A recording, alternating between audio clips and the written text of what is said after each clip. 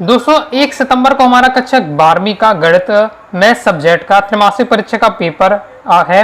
और जैसा कि आपको पता जो भी हमारे अभी तक पेपर हुए हैं और मैं आपको पहले ही बता चुका हूं कि आपके जो पेपर आ रहे हैं वो आपके क्वेश्चन बैंक से क्वेश्चन पूरे आ रहे हैं। ओके, तो अगर आपके यहाँ क्वेश्चन बैंक तैयार कर लेते हैं तो आपके यहाँ फुल स्कोर करेंगे। तो गणित का क्वेश्चन बैंक के क्वेश्चन आप तैयार कर लीजिए, 80 में 80 स्कोर आप करेंगे। ओके, तो मैं आपको मैथ का क्वेश्चन आपको बताने वाला हूँ। मैथ में हम देख लेते हैं, इसका ब्लूप्रिंट हम देख लेते हैं। तो टोटल दोस्तों आपके क्या है 6 अध्याय अभी त्रैमासिक परीक्षा में पूछे जाएंगे। ये आपके 6 अध्याय रहने वाले और ये आपके सामने इसका मैथ का ब्लूप्रिंट है। ओके, तो हमारा ये पार्ट 1 रहने वाला है। इस वीडियो में दोस्तों मैं आपको अध्याय 1, अध्याय 2, अध्याय 3 ओके आप अभी तक आपके क्या है इन 3 अध्याय के आपको ऑब्जेक्टिव कवर करा दूंगा।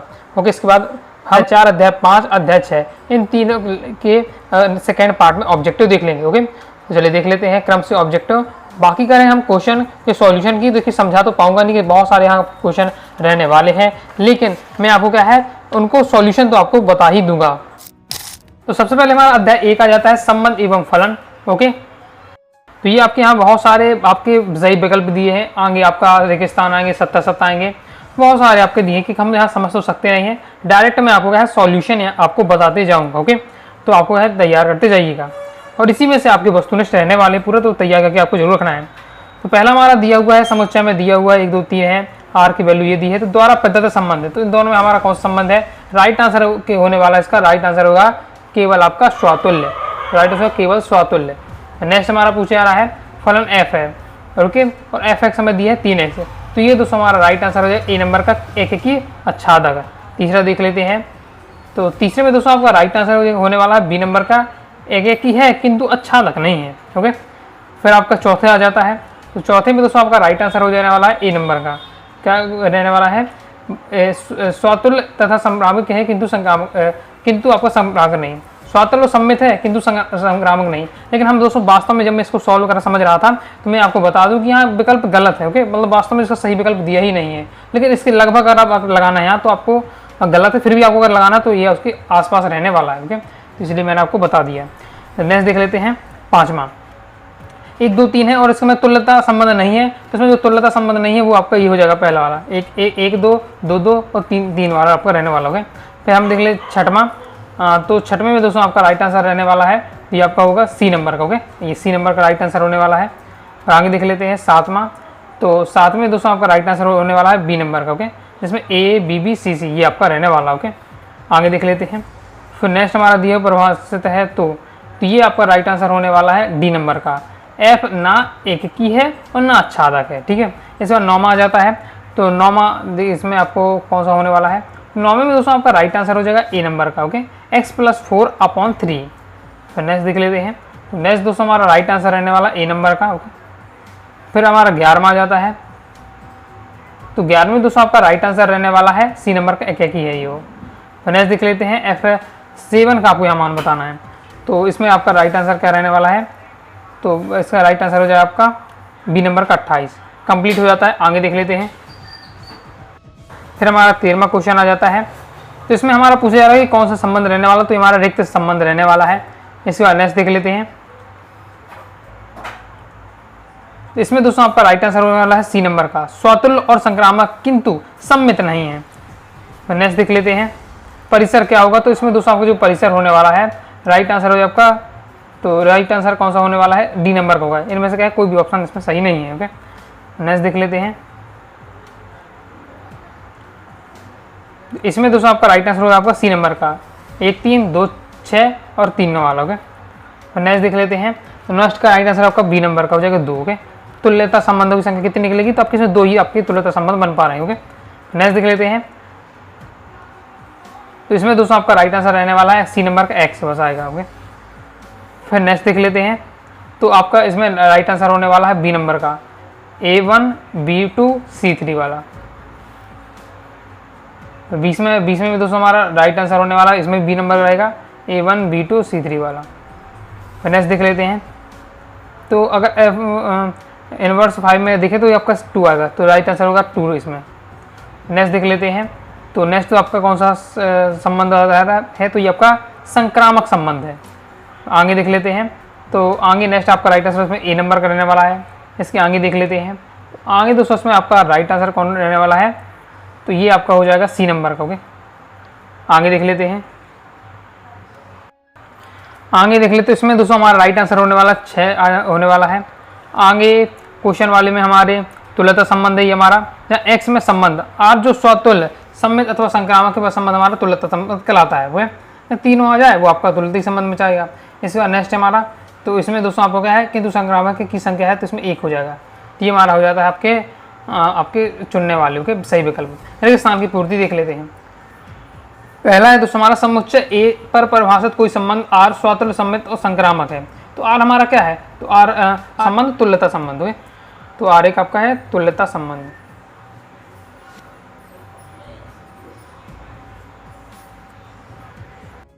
नेक्स्ट देख लेते हैं, अगर स्वतुल्य सममित संक्रामक को तुल्यता संबंध रहता है तो इसमें आपका एकेकी तथा आच्छादित है, एकेकी तथा आच्छादित है, इसमें आपका हो जाएगा आच्छादित है।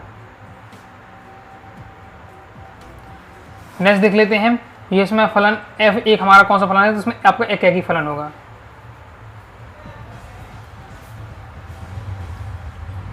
तो इसमें हमारा कौन सा संबंध रहने वाला है, तो हमारा इसमें संक्रामक संबंध रहेगा।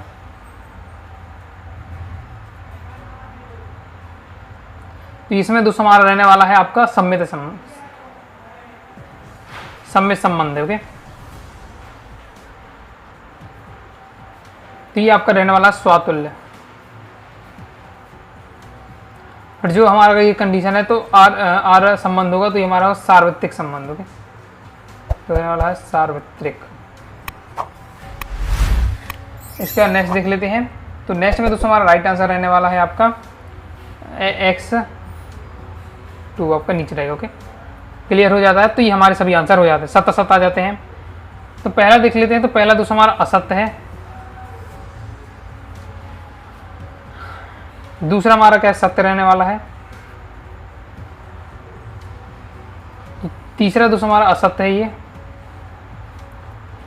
चौथा दोस्तों हमारा सत्य है, पांचवा भी सत्य रहने वाला है। तो ये आपके 7 असत्य हो जाते हैं। इसके बाद दोस्तों हमारा नेक्स्ट अध्याय आ जाता है अध्याय 2 त्रिकोणमितीय फलन। यहाँ से देख लेते हैं सबके, मैं आपको डायरेक्ट सॉल्यूशन बताते जा रहा हूँ। पहले का दोस्तों आपका ए राइट आंसर होने वाला है साइन इनवर्स। दूसरे का जब आपको, ये मैंने सॉल्यूशन यहाँ तैयार करके रखा हूँ, तभी मैं इतनी फास्ट बता रहा हूँ कि तो यहाँ आपका क्या होने वाला है। तो अब नंबर मैंने चाहिए, नंबर तो यहाँ गलत सलत भी दिए हुए थे, पहला फिर दूसरा तीसरा, फिर यहाँ सही क्रम में आपके दिए हुए। तो इसमें दोस्तों हमारा राइट आंसर क्या होने वाला है, तो इसका आपका राइट आंसर हो जाएगा आपका बी नंबर का -π/3। इसका दोस्तों आपका राइट आंसर होने वाला है डी नंबर का 1। फिर नेक्स्ट देख लेते हैं, इसका दोस्तों आपका राइट आंसर होगा बी नंबर का -π/2।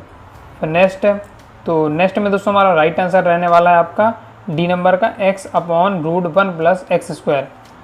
नेक्स्ट देख लेते हैं, इसमें राइट आंसर सी नंबर का 0। इसमें दोस्तों आपका राइट आंसर सी नंबर का π/4। नेक्स्ट आपका, तो इसमें दोस्तों आपका राइट आंसर रहने वाला है ई नंबर का 2π/3। ओके, ये सभी आपको सॉल्व करके आपको देखेंगे तभी आपको इसमें आंसर पता चलेंगे। इसमें दोस्तों आपको इसका मुख्य मान बताना है। तो ये दोस्तों हमारा राइट आंसर बी नंबर का -π/3। फिर नेक्स्ट देख लेते हैं, तो इसमें दोस्तों आपका राइट आंसर रहने वाला है डी नंबर का cot इनवर्स x। फिर देख लेते हैं इसका, तो इसमें दोस्तों हमारा राइट आंसर है बी नंबर का। फिर आ जाता है आपका 11वां, तो इसमें दोस्तों आपका राइट आंसर रहने वाला है, तो इसका राइट आंसर आपका ए नंबर का रहेगा। ओके, फिर आगे देख लेते हैं।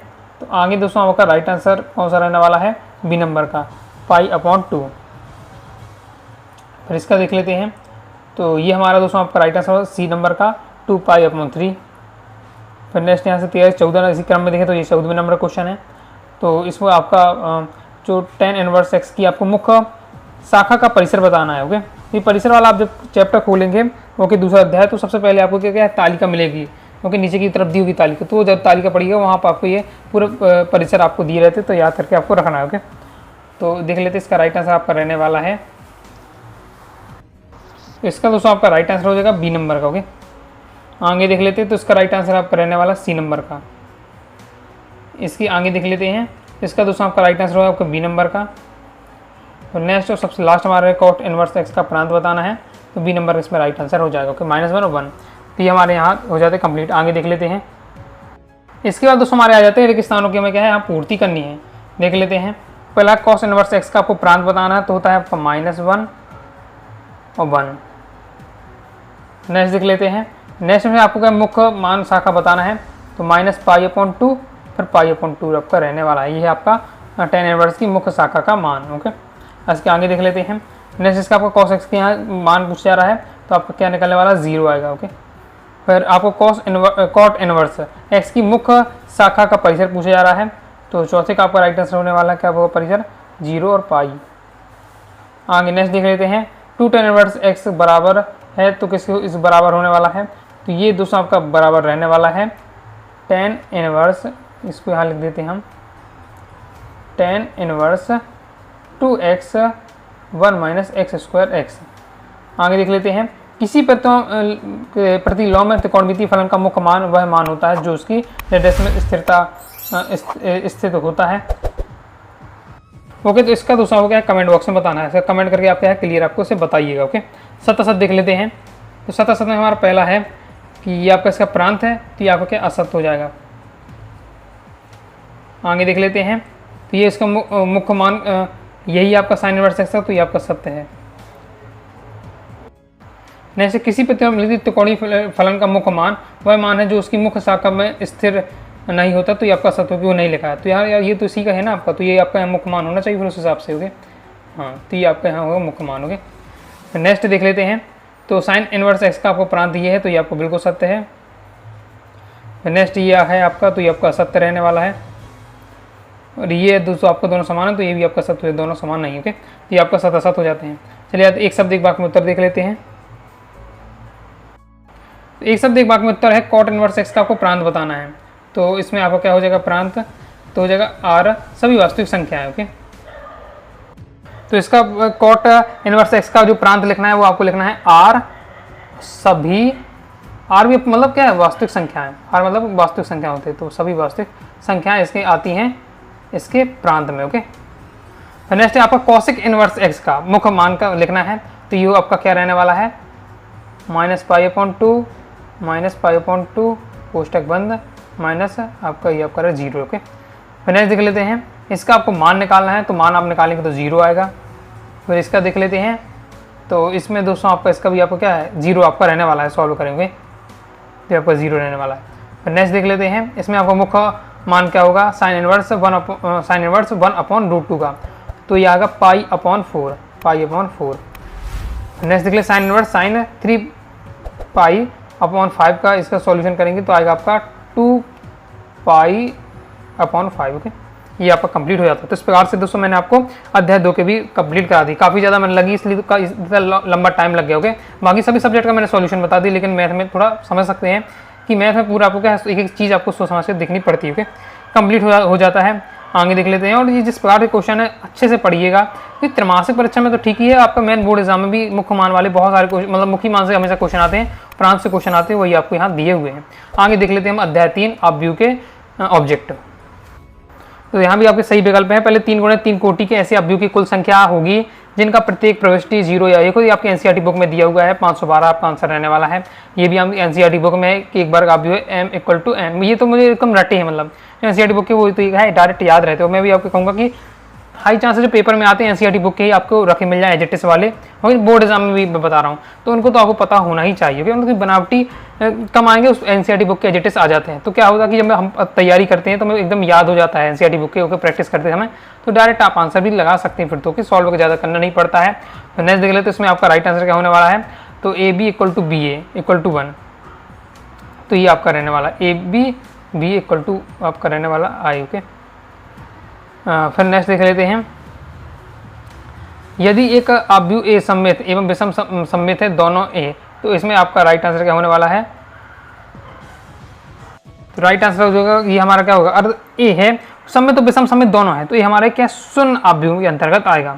नेक्स्ट, यदि A तथा B समान कोटि के सममित अपव्यू है, तो AB - BA ये हमारा होने वाला है विषम सममित अपव्यू। के अब ये हमारा अपव्यू है, तो अब ये कौन सा अपव्यू रहने वाला, तो ये हमारा स्तंभ अपव्यू रहेगा। ओके, फिर 2 गुणे 3 कोटि के अपव्यू की संख्या कितनी रहने वाली है, तो टोटल आपकी 6 आने वाली है। ओके, फिर इसमें आपका देखिए x y का मान बताना बिल्कुल सिंपल रहता है, सीधा सीधा लिखा रहता है, तुलना करनी है।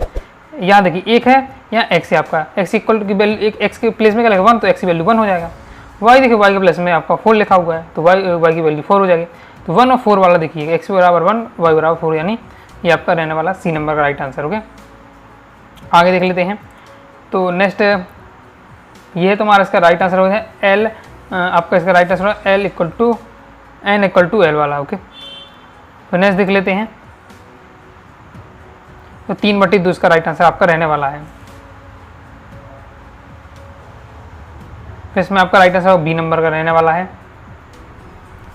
नेक्स्ट देख लेते हैं, इसमें भी आपका बी नंबर का राइट आंसर रहने वाला है। अवयव की संख्या आपको बतानी, तो यहाँ आपकी आएगी 6 आपकी रहने वाली, तो बी नंबर का राइट आंसर। अब यहाँ भी देखिए आपका 6 दिया हुआ है इस बार से, तो आपको तो फिर एक ही लगाना है। नेक्स्ट निम्न अवयव सम्मित अवयव है, तो कौन सा होने वाला है? राइट आंसर आपका सी नंबर का। ओके, ये वाला कंप्लीट हो जाता है। आगे देख लेते हैं। अब दोस्तों हमारे आ जाते सत्य सत्य। ओके, क्रम से फास्ट देख जाएंगे। पहला आपका पंक्ति अवयव है सत्य है, दूसरा है आपका सचर नियम का पालन नहीं करता है, अवयव के योग की सक्रियता, तो ये आपका असत्य हो जाएगा क्योंकि पालन होता है।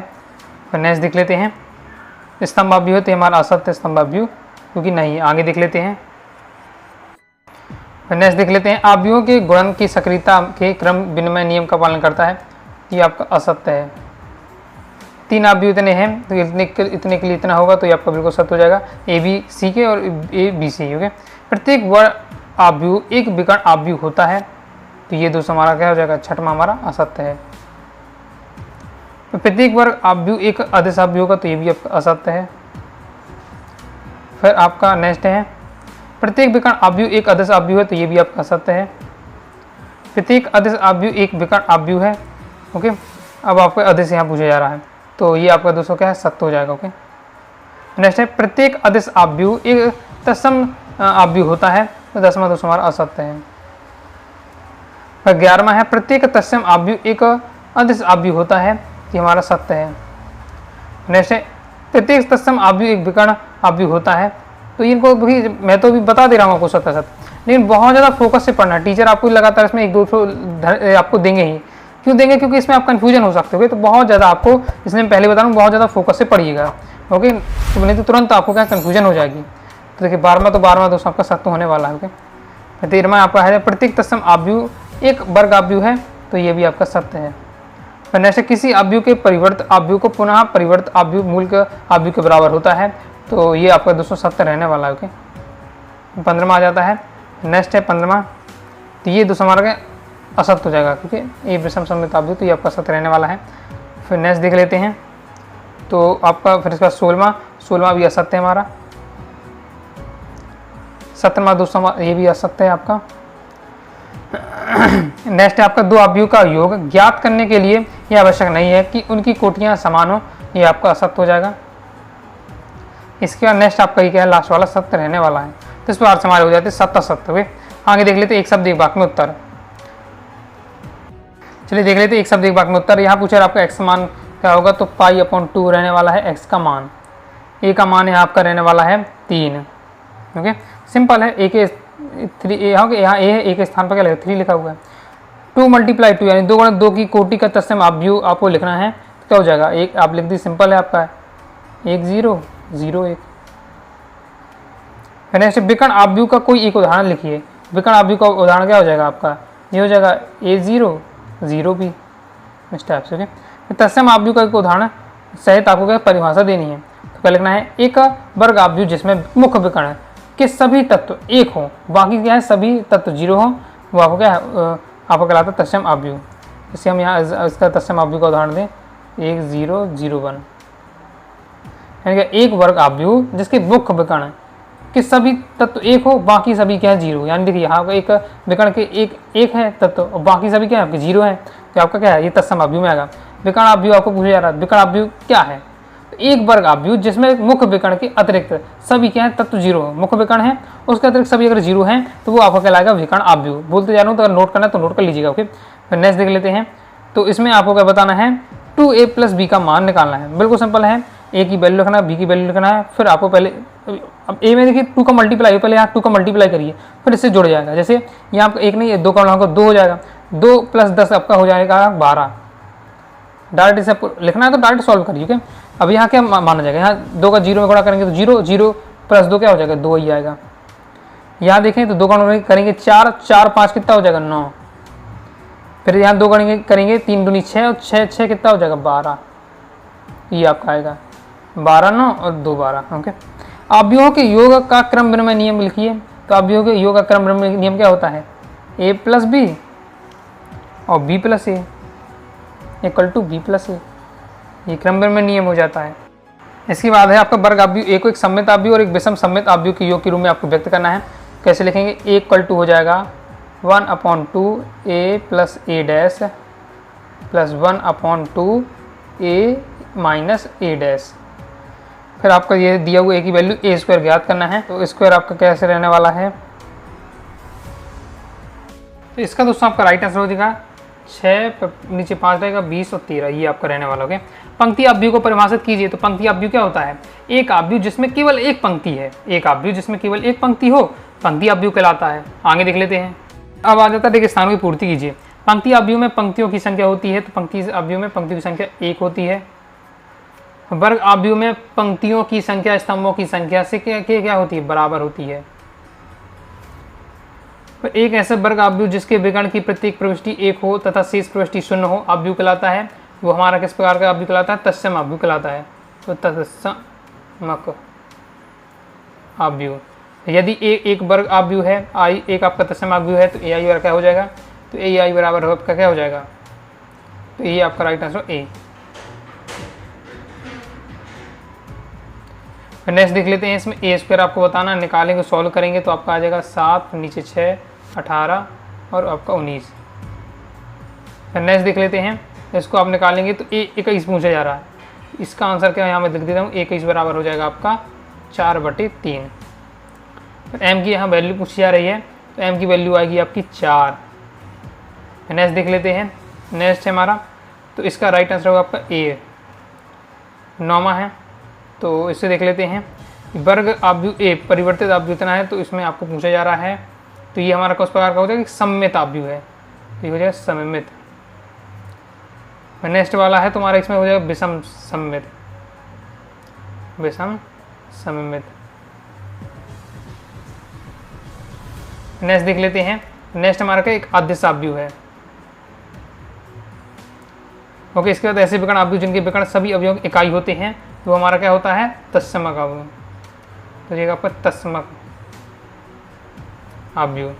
फिर इसको आपको क्या बताना है, x प्लस वाई का आपको वैल्यू बतानी है। आएगी दोनों की टोटल वैल्यू 6, आंसर आएगा आपका 6, क्योंकि सिंपल है आपका रहने वाला है। ओके, y का x में मल्टीप्लाई करें, 1 का x में करेंगे तो x आपका x ही रहने वाला है, इक्वल टू 5। तो x की वैल्यू आपकी आ जाती है 5 आपकी आ जाती है। ओके, आगे देख लेते हैं।